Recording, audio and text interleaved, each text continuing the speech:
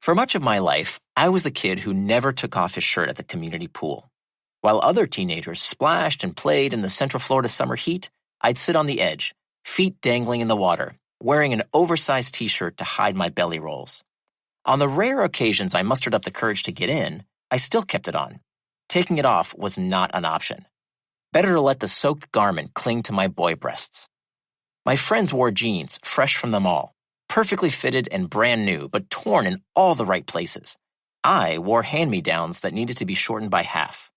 I have painful memories of struggling into my overweight dad's old jeans, sucking in my gut until my ribs ached. No matter how I twisted or tugged, I couldn't hide the flesh spilling over my waistband. Over the next 30 years, my bookshelf became a graveyard of diet books. In 1994, I meticulously logged fat grams in a worn spiral notebook, celebrating as the numbers on the scale dropped. 3 years later, that notebook gathered dust while I filled my fridge with tofu and potatoes, convinced by passionate vegetarians that meat was the enemy. Then, the pendulum swung. Foods I previously ate became contraband as I embraced low carb and then keto, preaching the gospel of metabolic flexibility. Eventually, I discovered intermittent fasting, which I believed was a new, higher state of being.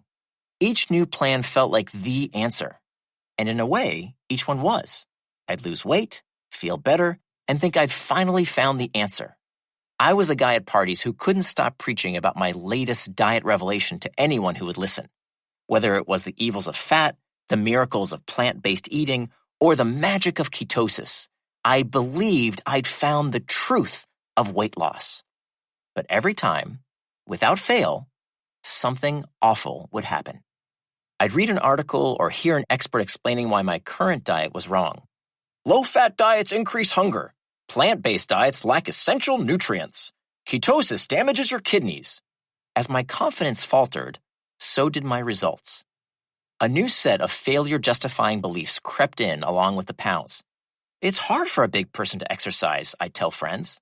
The food industrial complex is conspiring to keep us overweight. It doesn't matter what I eat. Without the guardrails of conviction, food choices became a free-for-all. I ate whatever I wanted, whenever I wanted. The pounds crept back on.